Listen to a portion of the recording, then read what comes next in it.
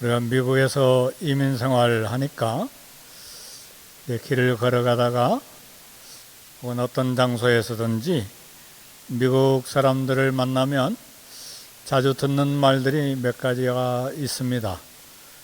excuse me, 그런 말도 듣고, 또 저는 실버레이크를 도니까 모르는 사람인데 미국 사람들은 꼭 웃는 얼굴로 하이 인사를 해줘요. 하이라는 말도 우리 듣고, 그 다음에 또 You're welcome이라는 말도 많이 쓰는 것 같아요. Thank you라는 말은 더 많이 쓰는데 아마 이 몇 가지 서너 가지 단어가 미국의 정신, 미국의 문화가 다 들어있는 것 같습니다. 근데 미국인이 가장 많이 사용하는 말이 어떤 말일까? 책에 보니까 역시 단연 가장 많이 사용하는 말이 Thank you예요. Thanks a lot. I appreciate it. 이렇게 감사하다는 말을 많이 하는 것 같아요. 어떤 때는 It's great. 굉장하다고, 고맙다고 그런 말도 하는데 오늘 저와 여러분들이 감사의 말을 얼마나 쓰는지, 또 말뿐만 아니라 감사하는 마음을 얼마나 가지고 있는지, 또 맥주 감사절과 또 우리 성찬식을 가지면서 함께 생각하기를 원합니다. 감사하다는 말은 그 말 자체로 사람들의 관계를 부드럽게 만들고 따뜻하게 만들어줍니다. 그래서 하나님께서도 우리들의 감사하는 말과 감사하는 마음에 큰 관심을 가지고 계십니다. 그래서 우리는 감사하다는 말에 익숙해져야 되는데 부부관계에도 마찬가지고 부모와 자식 간에도 마찬가지고 직장에서도 또 아는 지인들과 성도들 간에도 감사하다는 말이 아주 습관이 돼야 되고 또 입에서 자주 사용되는 가장 중요한 단어가 돼야 됩니다. 이스라엘 절기 중에 6월절, 오늘날로 말하면 우리 신약세대 때는 부활절이라고도 말할 수 있고 수장절은 초막절이라 말하죠. 그리고 맥주감사절은 77절이라 말할 수도 있고 오순절이라 말할 수도 있는데 이 유대인의 3대 절기 안에는 모두 다 하나님께 대한 감사와 관계가 되어 있습니다. 그래서 감사의 말은 신앙 인격이고 하나님을 기쁘시게 하는 고백입니다.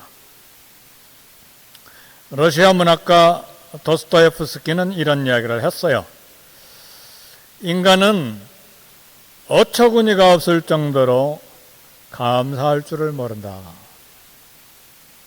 놀라울 정도로 감사할 줄 모르는 인간. 사실 나는 이런 인간에 대한 최고의 정의가 감사할 줄 모르는 두 발 달린 동물이라고 생각한다. 러시아의 문학가 도스토옙스키가 한 이야기입니다. 옥스퍼드 대학을 졸업하고 변증가이면서 철학자인 오스긴이 쓰는 이야기하기를 당신이 가진 것 중에 받지 않은 것이 무엇인가? 손톱과 발톱까지도 우리는 다 받았어요. 일본인 친구가 한 분 있는데 안 믿는 분이 지금은 예수 믿게 된 사람인데 한번 만났더니 그런 이야기를 하더라고. 우리는 손톱과 발톱을 잘라도 버리지 않습니다. 부모님이 주신 거니까. 그걸 우상으로 섬기니까 문제인데 그러나 그 안에는 부모에 대한 감사도 그런 정신이 들어있는 것이죠. 우리 삶에서 하나의 예외도 없이 모든 좋은 것들은 은혜로 받았습니다. 실제로 심리학적으로 또 신체적으로도 볼 때에 정신적으로도 마찬가지입니다. 감사하는 사람은 그렇지 못한 사람보다 훨씬 행복하고 건강합니다. 감사하면 이제 기분까지 상쾌해지기 때문에 소화력도 증진이 되고 건강하게 되는 것이죠. 불평은 혈액순환을 방해하고 위장 활동을 정지시키기 때문에 건강에 문제가 발생합니다. 감사하는 사람의 가장 큰 특징은 모든 상황에서 감사하고 주님을 가까이 합니다. 그래서 사도 바울은 데살로니가 보내는 편지에서 범사에 감사하라. 이는 주 예수 그리스도 안에서 너희를 향하신 하나님의 뜻이니라. 범사는 좋은 환경만을 말하는 게 아니잖아요. 모든 환경에서 감사하라.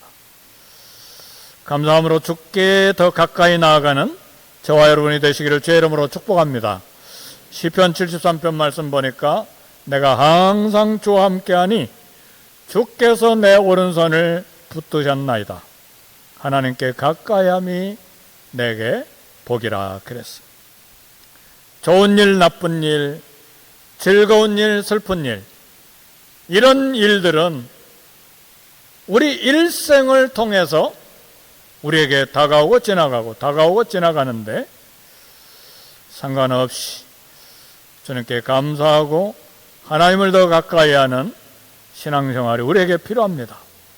사람도 사실은 가까이 살고 가까이 있을 때 가족이고 가족이 형성이 되는 것입니다. 누가 효자입니까?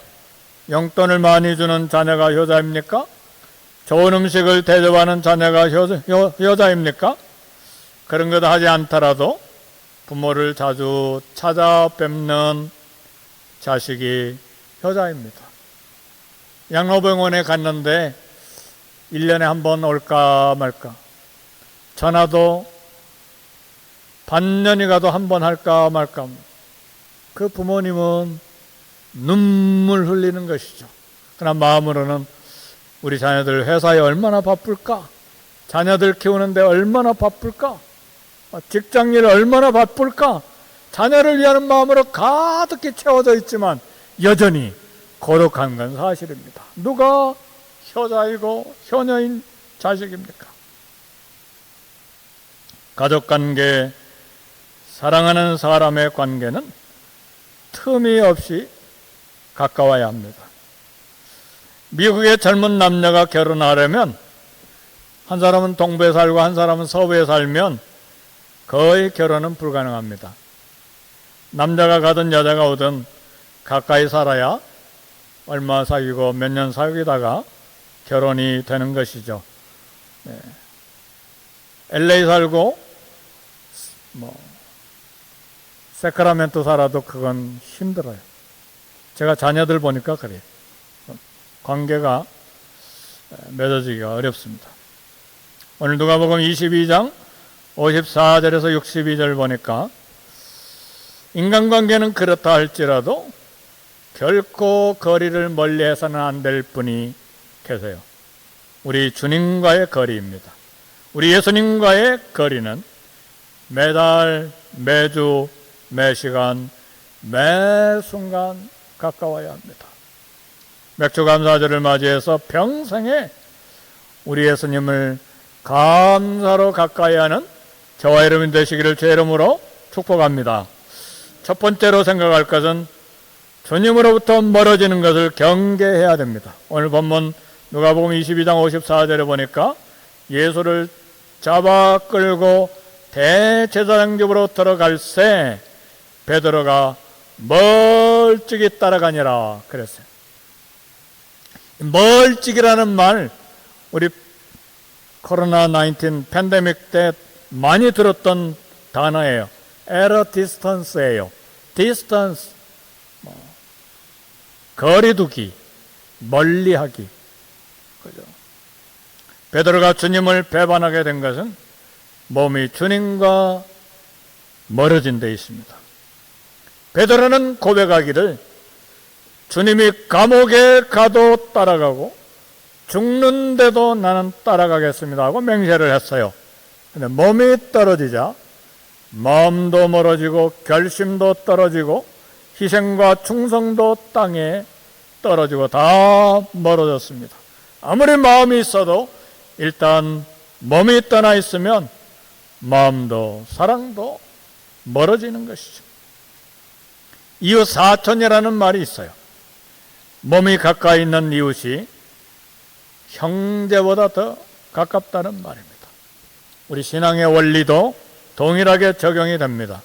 아무리 믿음이 깊고 오랜 세월 동안 믿었어도 교회가 멀어지면 그 믿음도 점점점 멀어지게 되어 있습니다. 반대로 믿은 지 얼마 되지 아니했어도 교회를 가까이 하고 예배를 가까이 하면 새신자가 오래 믿은 성도보다 훨씬 더 마음이 뜨겁고 봉사가 많아지는 것입니다. 교회에 왜 예배와 모임이 그렇게 많은가? 주일 예배, 수요일 예배, 금요일 모임, 목장 모임, 전도회 모임, 전도팀 새벽 기도회, 제자훈련 모임. 우리 교회는 굉장히 심플하죠. 어제 올림픽에서 전도하는데 한 분이 자기 교회 주보라고 주는데 보니까 막 주보의 모임 소개가 막 가득 들었어요. 물론 교회가 크기는 크니까 그렇기도 하겠지만 왜 이렇게 모임이 많은가? 주님과 사랑을 나누도록 하기 위한 것이고 끊임없이 주님의 사랑을 공급받고 은혜를 체험하고 주님의 뜻을 알도록 하기 위한 것입니다. 그런데 반대로 하나님을 가까이 하고 주님께 가까이 하는 것이 귀찮아진 마음이 들기 시작하고 하나님 내 삶을 간섭하는 것이 싫어지는 건 이 사람에게는 권태기가 온 거예요. 하나님과 관계에서 권태기가 온 것이고 신앙생활에 빨간불이 들어왔어요. 빨간불이 들어온지도 모르고 계속 달리면 대형 사고가 납니다. 자동차에 빨간불이 들어올 때는 멈춰야 돼. 뭐가 문제가 있는지.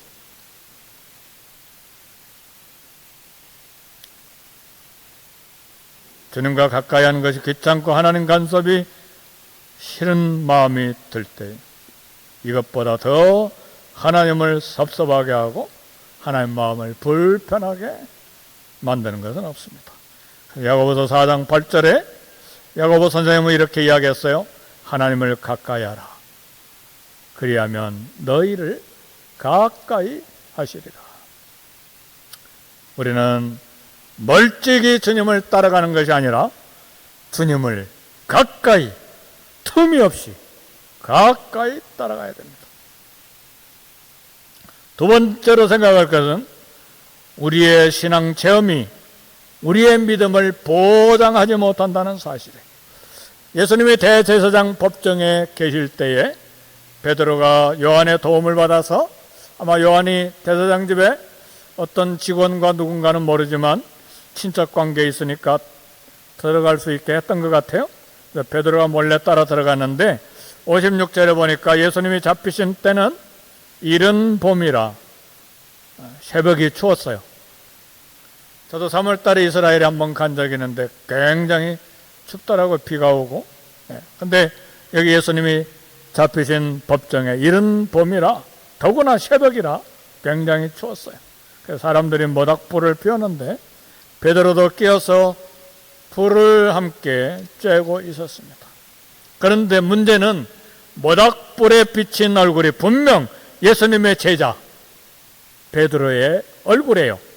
사투리도 이야기해보니까 예루살렘 표준어가 아니라 갈릴리 지방 사투리예요. 그래서 한 여종이 베드로에게 이 사람도 그와 함께 있었도다 하고 한 대 친 거예요. 주먹으로 친 것이 아니라 말로 한 대 갈긴 것이죠. 베드로는 순간적으로 목숨을 잃게 될 수 있다는 두려움이 가득했습니다. 그래서 적시로 이 여자여 내가 그를 알지 못하노라 그렇게 대답했습니다. 베드로가 어떤 사람입니까? 예수님을 가장 가까이서 모신 측근 중에 측근이요, 예수님의 수제자이고 은사와 능력을 많이 체험한 사람입니다. 다른 사람은 몰라도 우리 주님이 죽은 사람 살릴 때 그는 보았어요. 변화산에서도 불과 3명의 제자들만 예수님의 모습이 영광스러운 모습으로 변화된 것을 보았습니다. 그는 신앙 고백도 최초로 한 사람이고 아마 점수를 냈다면 제자훈련 수석 졸업했을 거예요. 베드로는 보고 체험하고 자신도 능력을 행한 체험이 가득했어요. 둘씩 전도팀 보낼 때에 능력을 행하는 거, 병자 낫게 하는 거, 귀신을 쫓아내게 하는 그런 은사도 행하고 체험이 가득했어요. 그러나 베드로는 너도 그 당이다 할 때에 3번씩이나 나는 모른다 했어요. 체험신앙의 연약함, 지식신앙의 허구가 한꺼번에 베드로에게서 드러났습니다. 체험과 지식은 우리가 신앙을 갖는데 매우 중요한 역할을 합니다. 그래서 우리는 가능한 한 주님을 많이 체험하고 가능한 한 말씀을 많이 배우고 알고 있어야 됩니다. 그러나 중요한 사실은 체험과 지식이 믿음을 보장하지 못한다는 사실이에요. 홍해바다를 건너는 엄청난 기적을 체험했는데 이스라엘 백성들이 광야에서 믿음을 지켰는가? 모두 다 원망하다가 40년 동안 광야에서 다 뼈를 먹고 말았잖아요.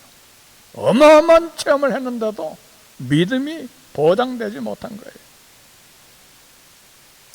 훗날 베드로는 고백합니다. 베드로전서 1장 8절에 보니까 예수를 너희가 보지 못하였으나 사랑하는도다. 이제도 보지 못하나 믿고 말할 수 없는 영광스러운 즐거움으로 기뻐하니 그랬어. 믿음의 기초가 무엇인지를 말해요. 예수님을 눈으로 본 체험이 없지만 너희는 예수를 보지 못했지만 주님을 사랑하고 지금도 보지 못하지만 예수님을 믿고 말할 수 없는 영광스러운 즐거움 있고 기뻐한다. 믿음이란 보는 것, 만지는 것, 아는 것에만 기초하는 것이 아닙니다.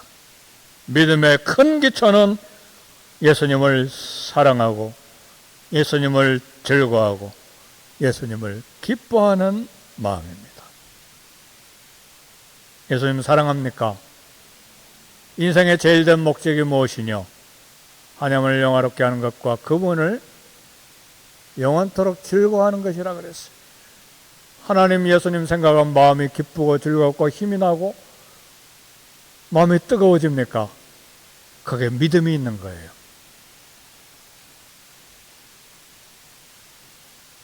예수님 한 분 때문에 즐거워하고 기뻐하는 것이 믿음의 진수입니다.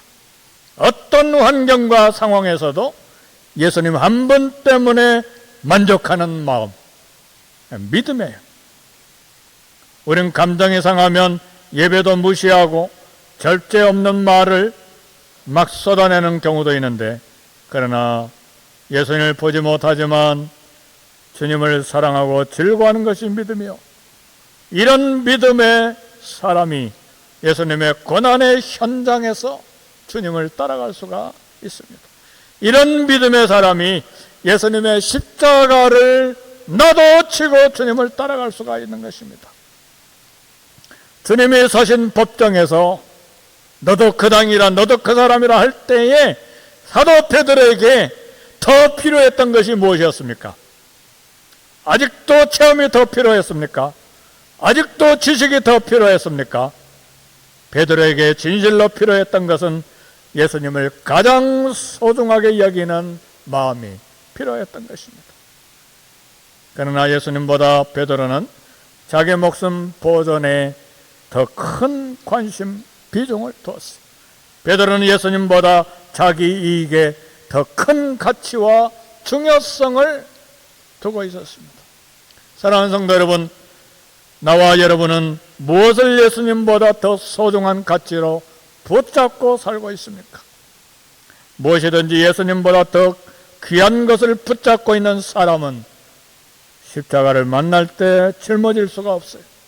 무엇이든지 예수님으로만 만족하지 못한 사람은 십자가의 길을 따라갈 수가 없습니다. 아, 나는 할 수 있어. 베드로도 그런 고백은 많이 했어요. 나는 죽는데도, 다른 사람이 다 주님을 버리는데도 나는 죽을지언정 주님 따르겠습니다. 그런 결단을 한 적이 있어요. 그렇게 고백한 적이 있어요. 오늘 저와 여러분들도 나는 십자가 만나면 질 수 있어. 저울에 달아봐야 돼요. 십자가 앞에 가봐야 돼요. 우리에게 필요한 신앙은 우리 주님과 가장 깊은 친밀감을 갖는 거예요. 주님과 친밀감이 있습니까?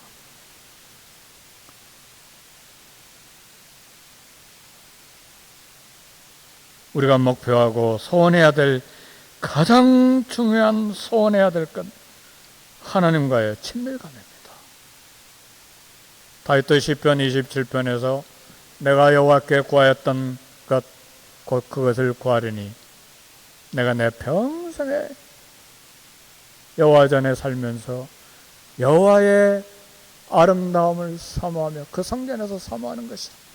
내가 여호와께 구하였던 그 한 가지. 다윗은 금덩어리를 구한 것도 아니었고 군사력을 구한 것도 아니었고 나라 땅이 더 넓어진 것 구한 것도 아니었고 한 가지. 평생에 여호와의 전에 살면서 여호와의 아름다움을 사모하고 그 성전에서 사모하는 그 한 가지. 하나님과의 친밀감을 소원했어요. 오늘 이런 믿음이, 이런 소원이, 이런 신앙의 목표가 저와 여러분의 길을 제 이름으로 축복합니다. 그럴 때 주님 따라갈 수 있어요. 그럴 때 범사에 감사할 수 있어요. 세 번째, 성경을 가까이 하는 삶, 말씀을 가까이 하는 삶이 얼마나 중요한지 몰라요.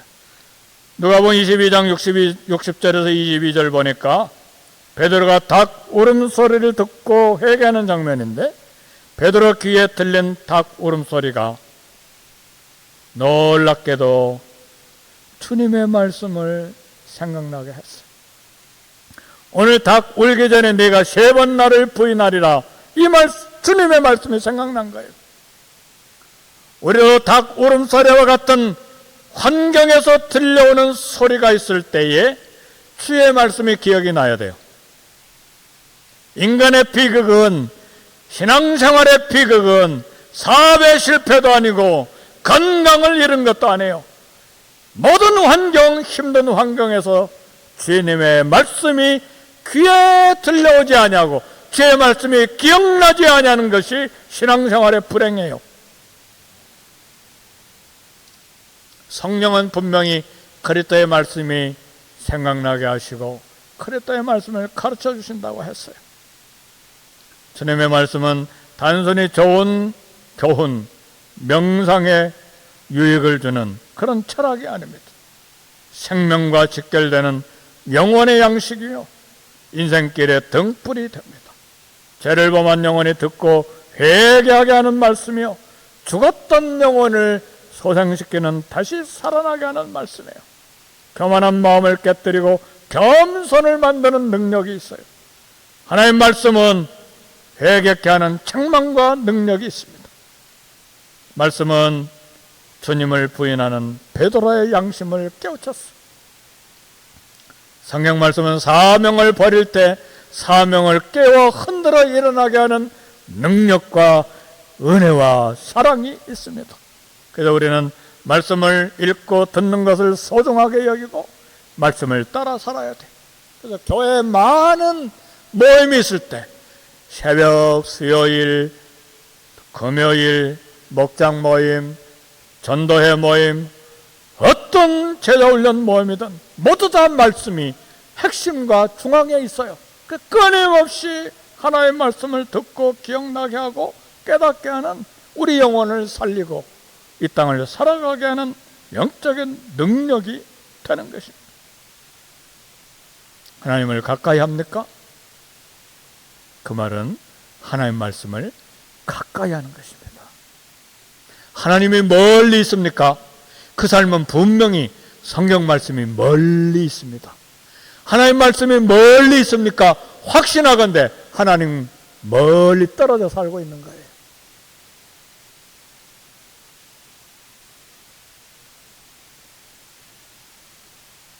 예수님의 눈이 주님을 강하게 부인하는 베드로의 눈과 마주쳤습니다.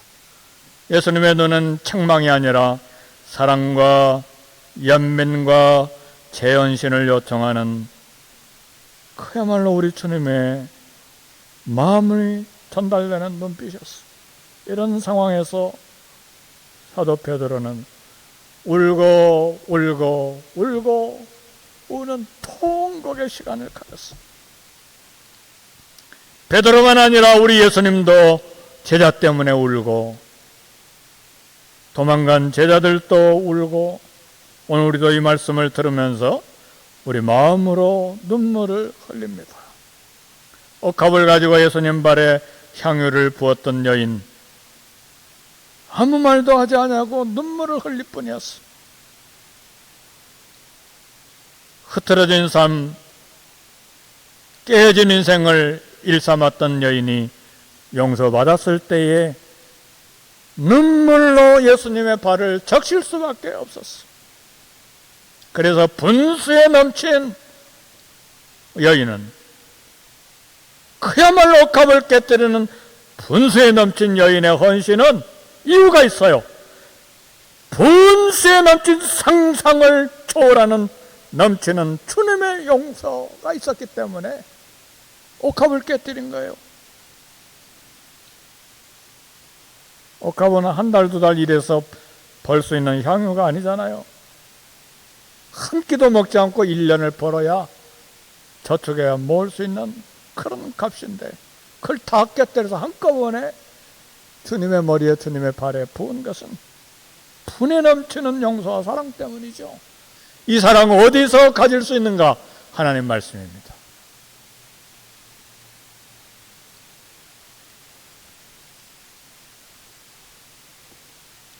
우리 신앙생활에 평생 소원할 것은 주님과의 친밀감입니다. 베드로는 주님이 잡혔을 때에 멀찍이 거리를 두고 따라갔어요. 이제는 디스턴스라는 말 안 쓰고 있잖아요.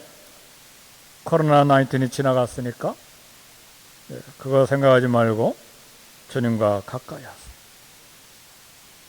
말씀으로 가까이 하고 기도로 가까이 하고 주님과 친밀감을 갖기를 원해서 가까이 해야 됩니다.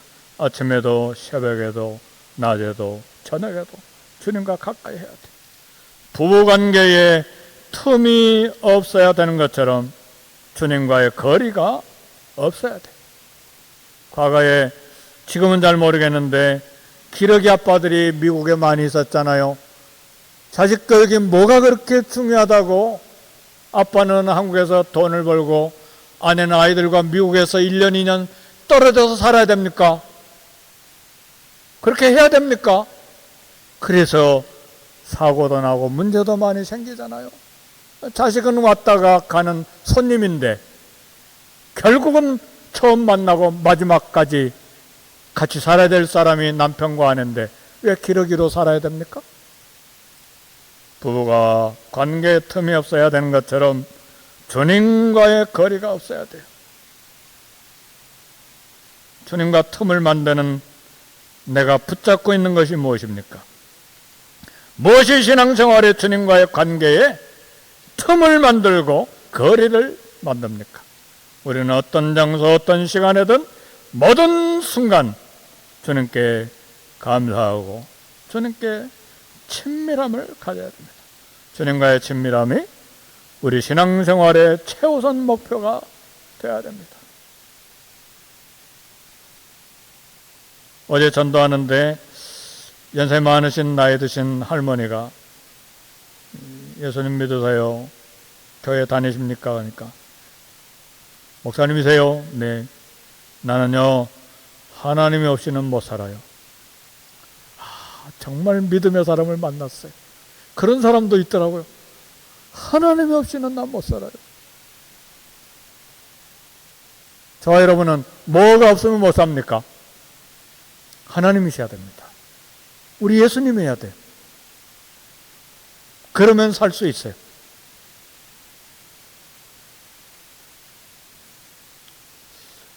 신앙의 대가인 철학자 한 분이 이런 이야기를 했어요.